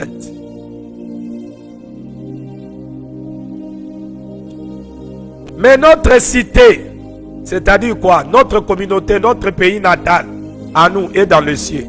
D'où nous attendons aussi comme sauveur le Seigneur Jésus-Christ. Jésus n'est roi n'abisso. Nous sommes citoyens au royaume des cieux. Au royaume des cieux, où tu vas demeurer éternité. Il y a un autre bima pour ton côté. Mais où tu vas côté nakati ya foi. Pour ton batama nakati, tu vas hors du monde. C'est le Seigneur Jésus. Pendant que Jésus était sur la terre, le royaume était sur la terre. Vous voyez? C'est quoi yoga?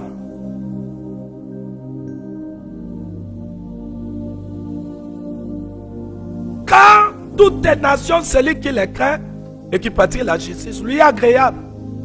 Donc il est maintenant question ici dans la nation. La nation est composée des hommes et des femmes.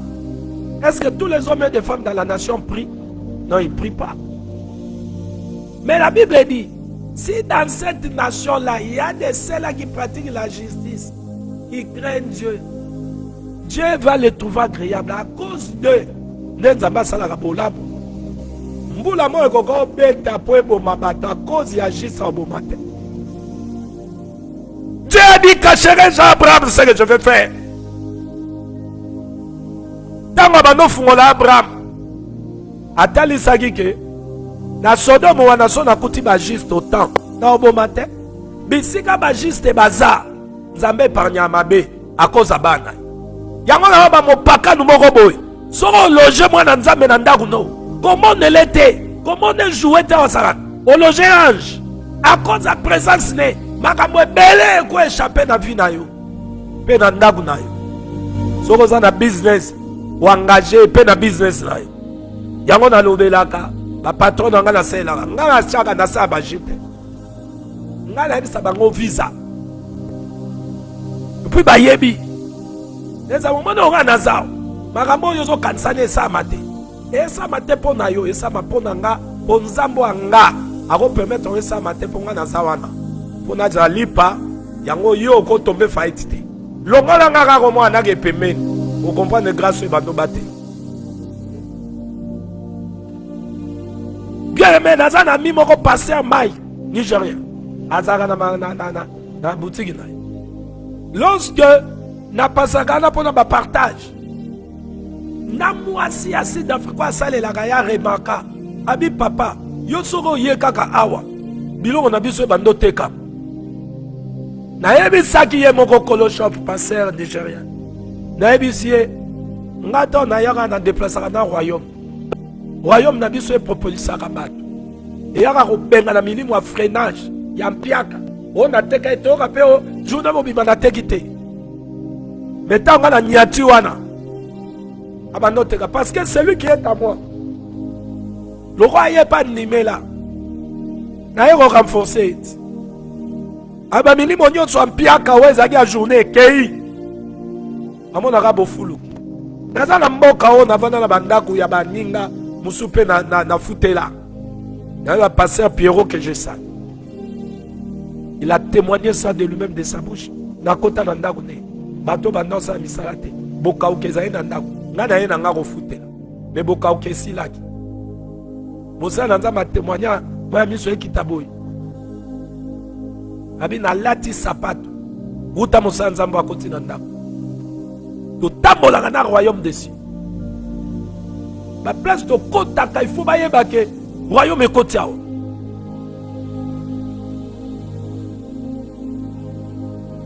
Jamais au cause à moi dans nzambo kota ndako moi boka uki. Obimane tika lobake mutu ana boko yamba kimia. Jeza obibokende ndako yamba bino botika kimia.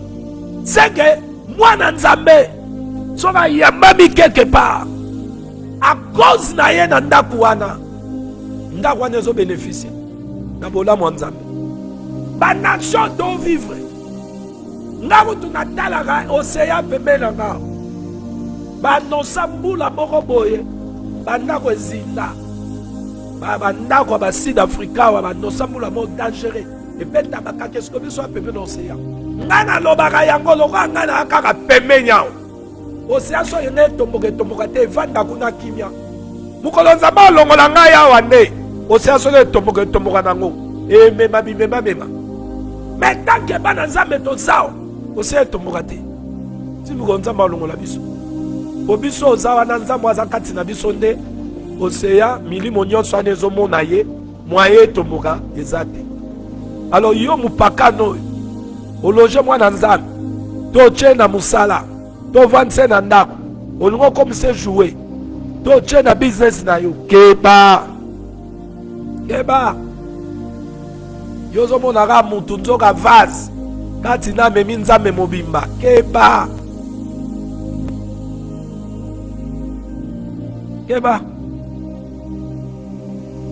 Bien aimé, j'étais en train de dire. La kangi parenthèse à Nanazo. Que ma pays est belé. Ma pays est terreux. Le diable est là-dedans, il travaille.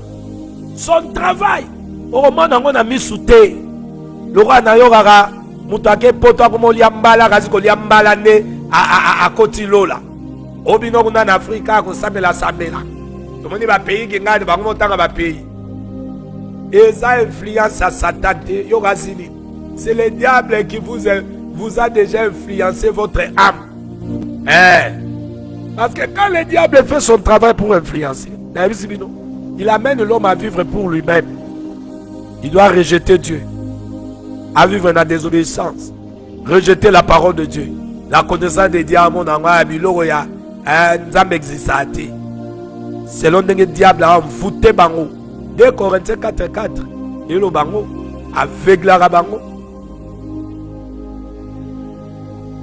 Aux hommes. Alors je parle d'abord des esprits qui agissent dans le patrie, dans ma patrie. Bon, il y a des esprits qui agissent dans ma patrie. Les esprits qui agissent dans ma patrie, ils votent à la loi, ils ont des contraires à la volonté de Dieu. Et vous avez déjà payé en haut. Ils ont qu'il y a. Si vous avez payé mon robot, mon consambo gawana, aza ko voter la loi mon robot. Na ba parlement na bango bazo voter ba loi mon robot. Les autres aiment la loi nzambe. Sachez-le, c'est le diable. Azo luka influencer bino.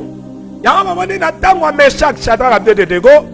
Le diable à travers politique alika qui ko influencer ba na nzambe, ba fu kamela, ba nzambe oyo, nzambe na bango boya. Ah, vous avez compris. Voilà la raison Dieu dit à Abraham, sors de ton pays, de ta patrie. Abraham, bimana se influence à milimo, ya pays yozali. Et bah dit dans nos pays. Ah, bisoke, bah pays tolinga to kende. Nous les Africains, les pays que nous voulons voyager là, ils sont déjà sous l'emprise du diable. Et le diable influence de la politique, religion, éducation. Il y a des pays où loisirs, ainsi de suite. Commerce, il y a des pays où le diable a influencé déjà. Il y a un moment dans la politique, tu as des lesbiennes, tu as des PD. Dans la religion, tu as des lesbiennes, tu as des PD. C'est le diable, les œuvres du diable. Dans il y a des écoles, universités, Namisala, les bien n'a pas pédé. C'est l'œuvre du diable. Maintenant, si toi tu es un enfant de Dieu, prends conscience que quand tu vas aller à l'école, tu trouveras l'influence du diable à l'école. Le diable cherchera à influencer tes enfants que tu envoies à l'école là. Yango faut vendre ça nous dans solo. Quand toi tu vas aller au travail, tu trouveras le diable là. Il cherchera à t'influencer là-bas. Kotawa o bundani na ba classe no titi oyo kozwa musala ta muso sambela o koma na musala ba ko proposer o kota na loge o musale sabo o koma na mbongo eza ba influence ba jeune belé ba osala ba banque ba koti ba loge ba kabodi na bandinga na bango nga ba yebisa ngai eza bana misu ba jeune mususu ora abando ya na ndako mundinga na ye alia kakuna. Mais non, on y est sali que pour yo comme ça na banque, ozui moi mbongo, obo sani ndako yo bandeko lia bandeko ya mayo. Non? Eza Satan oyo atindaka bango mo bakabwana. So soki yo ngoza approche ne, il faut ka initier yo. So yo mwana nzambe olingo mema makambo nzambe na baje. Olingo kota na libala. Le diable est là. Il influence mabala. Si on va dire dans Nzambe et que Saint-Esprit a gouverné, a influencé, Satan a influencé. Dans l'Ibala, dans Moussala, dans l'étude, dans le bureau, dans la religion, l'église. Il est là pour influencer la vie des gens. Pour nous remettre ma bangouade. Dans l'obéir Nzambe, Satan comme jamais yo auto-sanza. Satan jamais remet obéir Nzambe. Au vivre na kimia, jamais. En mémoire à Kobang Sakak, il va semer la peur en vous. Yango moni to moni na Hollywood. Ozo ki ba shaki ka so ba na ba na signer kuna na Satan ba teka ba am. Ba koma kobanga banga bango mo ra besi ezo bimela ba. mutu ye mo ake kozwa bakisi na ye ekomi ntango banguma na ye na biloko nde ezobimeleku ango mobanga ba Satan musane yango wana. Bien aimé, j'annonce une bonne nouvelle. Oh, ils a colire. Oh, ils a colire. Qui s'y a mis? On a pas un aveugle. Bana na bolingwa monde. Ngamo na mona monde dango. Na mona monde dango bizarre. Parce que quand on sort, on lave. To soroli mai. O tche moi malas. O lati moi bien. Ok moi restaurant balongo ko fa. O mona kaka ba bizarre ba zo tourner wana. Ba pédé, ba lesbienne. Donc ils ont fait ça na kanda. O komo me tuna. Na yaki ko luga nini place. O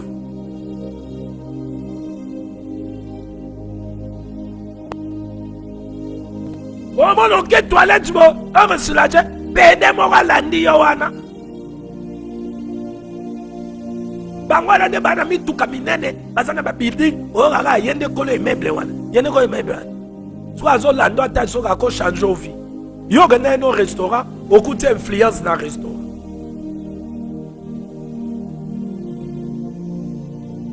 okuta basi na restaurant na atambolaka azana mama na mutuka libanda ta su Jaguar Maserati azana kaka za kolia akobeta misu na ba poala sache na misu akofinaka yo misu. Donc influence ya Satan partout. Mais est-ce que yo ko résister le roi la Shadrach, le roi la Meshach, Shadrach de Abednego, le roi Daniel? Bazaki ba chrétien masekite, ba nimelaki nzambe na ba jete, ils tenaient, ils avaient la loi de leur Dieu. Yo zana lité le biboy, au komini boso mo meka. Diable a zo influencé. Lelo to komina basé na nzambe, ah masanga, epekisa mina Bible ete, ba ko melanga na bango, ba ko fimaka na bango parce que balingaki ba kene na ba milieu yo, ba ko kokate. Les esprits qui sont dans ces milieux-là influencent bango. Dieu a dit à Abraham, va-t'en. Jésus est venu nous faire sortir, bien aimé, dans l'influence, il y a un pays, et nous avons un mode de vie. Il y a un mode. Boza na kata mokili, boza ya mokili te. Mokili na azo bengani. Sa azo benga le monde. Azo benga ba patrie. Abenga ba pays na biso. Tanga azo bana ba yeko liwana. Boza na mokili oyo. Boza na kata mokili te. Baza yo na pays na bango. Na Israël. Na makambo banda oleka kuna. Bango bakoka ko sala nyonso te. Kolanda nyonso te.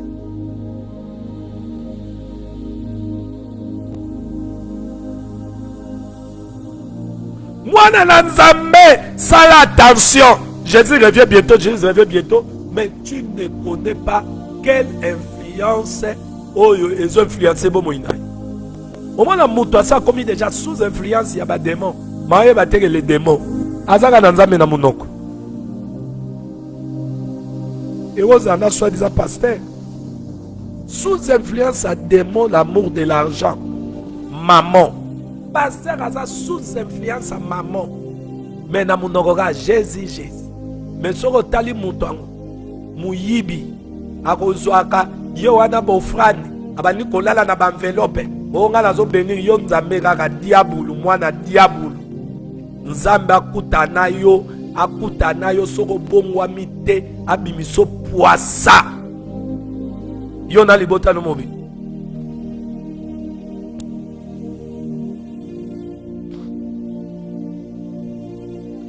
Bien-aimé, il y a une influence dans le monde. Le diable influence le monde. Et le monde qui est composé de la société humaine sainte. Ba pays nabis. Quand Dieu dit à Abraham, va-t'en de ton pays.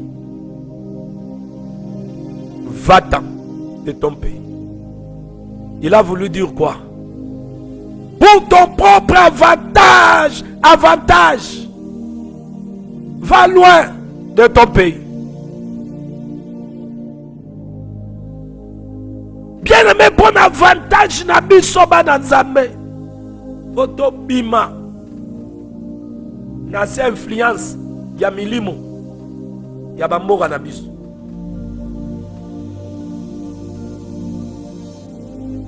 Toi en Afrique du Sud.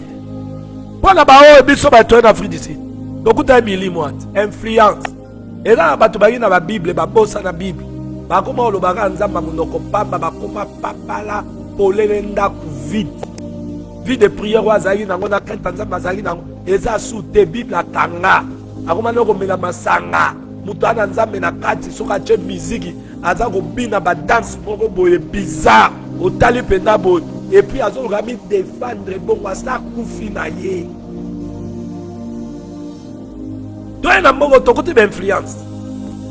Comment la jeune mo bazwa maman mo mukolo vanda ye. Abali e Peter. Ava na ye. Yoga makambo abimisa na munoko na ye. Oh maman na salaka ye. Oh ka somo na mawa. Mais yazo mona ngo danger. Eza l'esprit. Alors moi la maman moko avandi kuna na Congo, maman moko to papa moko kuna, natinda mwana nga na Afrique du Sud. Akende kotanga, mwana nga na poto. Ndenge batata ngo pe balobaka na tindi mwana akende kotanga. Onde azaka na mbongo atindelaka ye kuna akende kofuta minerva la tanga. Otindi akende koluka vie, a débrier vie. Otindi aluka akende kotanga, otindelaka mbongo akotanga. Eza lokola na tango ya kalaba bapara banoti na bana b'internat bazofutela bango minerval. Mwana yo otindi mwana na poto ake débrier vie, akobwaka ngunda, oyebi ndenge azovivre te, ndenge asouffrir te, akosala face na esprit po ezo agir na pays wana ndenge Satan azo anime yango, yo koyeba te. Bato bakomotela mapango bokende bana na poto bani nzoka bamboka nyonso esataza wana aza na besprit azo anime. Yango tomona lelo ozangi na bana no bien na Congo okomi ka na États-Unis mwana akomi voyou akomi bandi mwana akomi ndumba o mwana zaboy eza besprit ata na bamboko na biso tozangi nango ola quartier moko boy bajeune babetaka badamu batata bango mikolo babetaka badamu na bacoin mais eza besprit eza besprit bandokyo balokaka likolo banzete baloka bana mibali ya quartier nga nasala croisade moko na Muswalu na Lemba Rigini Muswalu croisement Muswalu na bakole bana Rigini mayebi nzambe atesengani atesenga batu ndenge Satana asali baje basisa ba classe bazwa misala te babanda kaka kwiti kaka bongo dona mama moko na quartier kuna anosa Bikorine mama mundele azomesa batu basanga moto ezotumba batu ebebisi batu mitema nzambe asa charge na mama na mobali na ye po baobomaka batu kuna ikoba masanga na bango moto bani banunisi baje na quartier bilongi enuni batu bakomi bakoko mais eza besprit minimum bazodo de koti bilongo nyonso baomonana ezoleka na bino bozwango na voie normale. C'est les œuvres du diable. Atcheba politicien, adorateur des idoles. Bazawana basa musala biente. Babo ma peuple nanzala. Ponzala tango koleka. Batubako ma bitema mabe. Ene kota. Tane ba ko bokela na ba mbazo. Les esprit. Maintenant Dieu, il parle à ceux qui lui appartient. Allez mon bima. Na système moi. Ko bima wana ezaka ko kima mboka te ko kende poto. Pour bima Congo ke poto ke kuta sous Satan kuna a organisé sous pays wana na besprit ezawana tala neti na bapoto besprit Satan organisa kozangisa batu kimia mutu akosala bien boy mais combien ba fati et combien ba kolela lela mutu agenda poto alela kaka sana kimia te eza ba organisation.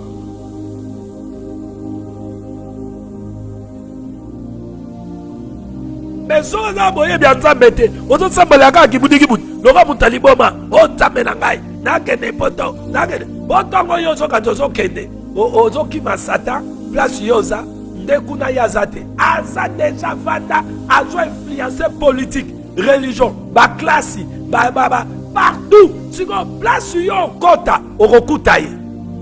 Dans un lélo, dans l'église, avant qu'on ait bien la baquette dans l'église mususu. Ba sœur ba lesbienne ba yeba ba frère ba pédé ba za ko yeba ba ma pe na l'église ba bisabe balbo oko yo ka pe bo parler ba langue to kande ba démon ya ki pédophilie nde côté lieu zo so ba langue wala nde tango ko lala ndongo ko lota ba mari de nuit ba pédé nyo soana o ba sali ba nzembo na mo bibelo na ba na bapongi. Lelo surtout banzembo ba Nigérien. Ngala na bi Nigeria yemo emsanga bi banzembo nyoso yoka te. Et pas na biso kuna ba contrat batu bazo signer. Alors yoko yoka banzembo ba Nigeria musu wana nzoka ba lesbienne ba PD. Ale yo zo yoka ngo moni monsan minimum ba PD olali boy ba kome ba fungolelo ba porte ya ba milimo nyoso famille ba pauvreté de lata yo biyoka yokeleki na mutu makasi. Tu n'es pas spirituel, tu es charnel. Ozo repercete molimo a faire discerner si la musique ici ça honore Dieu ou ça vient de Dieu du diable là-bas. Bazuka comprendre ça mais machena kat. Bien aimé, je voulais vous dire que lorsque Dieu a dit à Abraham, va-t'en, sors de ton patrie, Moranamino, et ça a un avantage. Ami kende loin pour un avantage. Et le Moussou, les gens qui sous influence. Il y a misala Satan dans Mboka. Il faut saber la Ghana nous amène à Mokoza. Mboka Oyoza. Pays ezalaka bien aimé. Na capitale, ma région, ma commune. Renoncer na l'esprit ya mboka oyo zali. Oyo lingo komisa ba Congolais nyoso mitu etoboka. Parce que na milimo ezo sana Congo. Elingo komisa ba Congolais nyoso lokwa bazoba. Yo fobo yango mwana nzambe. E komisa ba Congolais nyoso bempoli. Yo fobo na Congo eza lokwa tous les Congolais comme impoli. Ngala zoyo kango. Grand frère ou Europe wana. Auto donga zoba. Mais awa moyen te. Faut ba langage bana ba moto wana. Ba taxi men faut ba langage ba komi nango. Mais ça misa Satan. Sko yo za mwana nzambe. Mais il faut langage no za différent na ba voyou wana. O bazano animé par Satan. Et là raté ko wela ko kende poto ko sambela ko wela. Ba partout to ko kende. Tonyati ba makoli banda to monyango. Le diable influence partout. Oye pendo talibo azayi mutu na nzambe. O vini ni akomina. Yo mo ozoka. Eza ba influence a esprit akuti na secteur. Ngaya na mboko na boko mena mai. Na ya na ndaku na ye na koti Cape na ndaku ya babi. Ba ba pesa nga biloko ya na bino oliati. Tinzamba la sanga be esprit yo agir na mboko. Première vision, nzamba te sangai. Moi si moko ya mundele alati ba bikidi. Na ye ba te na ko différencier mundele to kalati. Alati ba bikini logo na plage. Asimbi kaneti ya masanga pake ya shimboki na mbongo. Nzamba yebisinga esprit oyo zomona mwasi oyo aza sirène aitilizaka mbongo masanga na ba cigarette awa na mboka oyo po a séduire bato. Ta biloko atiza nazwa message na koma na tinda na l'église mususu ya ba pasteur mususu côté nazalela nzamba alexanga déjà yango nga mwasi ya mboko nyonso bando approche nga nazo boya ozo kangami na motsa mboko okofinika okoma momeli masanga na ba stress eleka yo okoma kofime mingi bakangama bango bawalanda ni mbongo soka na mwa situation na maboko kade nzamba alexanga yango na boya na mutema moko ta ba approcher ngai po nzamba alexanga déjà siko yo ozaka no aveugle okotika bo femme de ministère lokoso yo ano bandikola basa mboko pe soka so la kisombo eza po lobi yoko mapunda nai.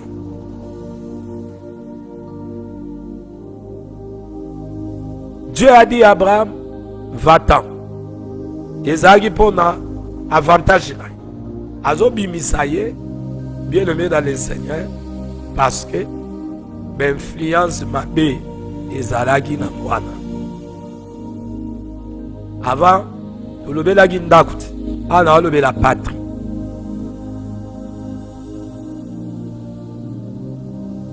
Yoga de Bible lobi. Ésaïe chapitre 41 verset 2. Je commencerai au verset 1. Et Nasuki a là pour la pourquoi. Et on continue.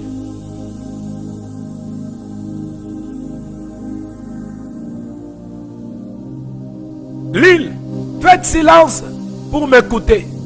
Que le peuple ranime leur force. Qu'il avance et qu'il parle. Approchons pour plaider ensemble. Qui a suscité de l'Orient, celui que les salis appellent à sa suite. Qui lui a livré les nations et assujetti de rois. Qui a réduit leur glaive en poussière et leur arc à un chaume qui s'envole. Bien aimé l'Éternel Dieu des armées, Ezanzamende Arandaka, Omoni Arandaka, par royaume Oyo impuissant. Oh, nous savons que dans le royaume des hommes, les princes du royaume des ténèbres, ils ont influencé Bango. Yahweh, Yesu Christ a dit, qu'on détruit Misanaï. C'est que Jésus est venu nous faire sortir dans l'influence, il y a l'esprit, et agir dans la nation. Ce qui est soyez dans le c'est l'Apocalypse 3:20. Aïe, au bimiso dans l'influence, premièrement, il y a l'esprit, il y a Ndaku, et il y a pays, Oyo, Yo, Ofan. Il y a un atteint Servino, les mondes comme la maison, comme les mondes, aussi comme la société humaine sans Dieu. Où ils ont dit individu. Jésus est venu comme l'Éternel Dieu était venu dans la maison d'Abraham. Comme Misaïe sous influence, il y a l'esprit, il y a nation, mais il y a Ndaku, il y a Tatanaye. Ainsi que Jésus est venu aujourd'hui, Nabo Nabiso, Poto Longwana sa influence à l'esprit va agir dans mon kilio. Pe na banda kwa ba parana biso. Mais est-ce que yom tolobo yamba Jésus, est-ce qu'on bima déjà dans sa influence? Est-ce que le monde ne t'influence pas? Qu'est-ce que le monde? La société humaine sainte. L'influence n'est pas en quatre. Le diable influence, tu vas vivre charnellement, dans désobéissance, pour rejeter parole en ça. L'esprit, il y a honte. Puis il y a qu'on s'éloigner de la présence en ça. Il y a querelle, il y a confusion. L'esprit héréditaire. Ils ont fait répéter tout le même cycle de malédiction. Il y a haine, il y a colère. La convoitise de yeux et de la chair. Est-ce que tu n'es pas influencé? Ceux qui sont nés de Dieu, c'est le Saint-Esprit qui influence leur vie. Quand le Saint-Esprit influence la vie, totalis aki que amemela kabiso bomoi. Otozora bomoi nani na liloba. Amemela kabiso paix. Amemela kabiso amour. Amemela kabiso vérité. Paix et c'est bien-aimé. Talabo moinayo. Moni influencé. Ba musique oké kokota. Misala mi balé misat. Ope makate. Église au monde na ate. Okoma kilo. Ata misala mi balé misat. On a pas on peut savoir na badi. Okomo la damateya. Ya ba chef ifonke. O église locale ezalakate. Ba mateya mabewana. Ndeyo linyola ndoyoka. Pona nini pose égoïsme. Mosa ade misala au monde na ba passe sur la terre.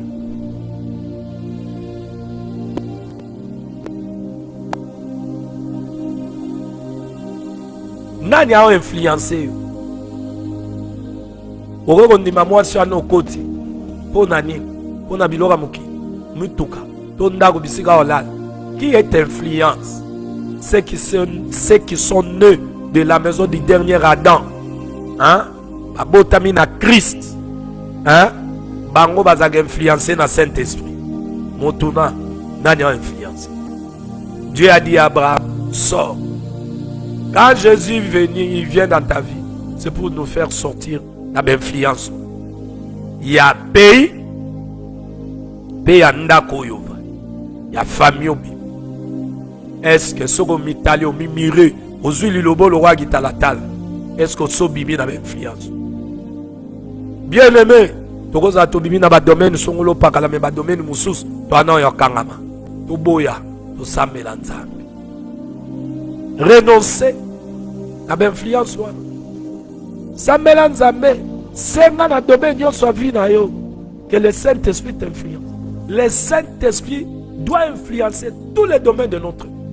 Son domaine de finance, oser influencer na esprit ou na pauvreté, ça dans la première année. Renoncer na domaine de mariage, na domaine de fidélité, y a amour de Dieu. Yo amour à mouki, l'amour à ma famille, à ma nan, batouana. Le diable l'utilise. Bah yebi que musique ou des années influence quoi bon ya bad. Donc même ça m'a dit ça bad. Donc même ma toute impudicité même ma vie moko ya matalana, batouana. Il ne travaille pas. Ata bobenga bango oh eza kitira mboka. Mais le diable est dans les kitira ya mboka non? Il est dans le commerce, il est dans la politique, dans les cultures, il est dans tout ça. Tomoza mwana nzambe. Opona bakitira malamu. Orena bakitira buzoba anate. Ba musique moko boy bato mo bina kaka. Ba la sama bina mbetu ba yenda ngo ba ko bino mo batata mikona bandefu. Oyo ka pe ba responsable ba milice. Ba ke kota ba ndule wana. Ba zo bina ba dance ya buzoba. Mais yo tanga classe tata milice. Ozo koma zoba zoba bona ba dance. Liboso bana no bazanga person. Mawana bino. Alors yosko yo nanga mwana nzambe. Babi total à mon kilouana. Ce qui y est sur un abomino. Alors on a influence. Est-ce que sobima? Shalom à ceux qui sont allés. Bien aimé Bondela. Bondela Nengoyoki. Tu ne peux pas rester dans ta influence. Renonce à ces influences pour demeurer pleinement dans la maison du Christ sous l'influence du Saint-Esprit. Sortons de l'influence de la maison du premier Adam. Renonçons à ces influences. Shalom à ceux qui sont en ligne et shalom à ceux qui vont nous suivre. Que la paix du Seigneur remplit le cœur des hommes, de ceux-là qu'il a connus d'avance et il les a rachetés. Après, c'est citoyen, il y a un royaume de cieux. Le Saint-Esprit a influencé, quelques domaines, ils ont influencé par l'ennemi, ils ont renoncé au bon là. Pour Mobimanayo, bien aimé, au comme influencé.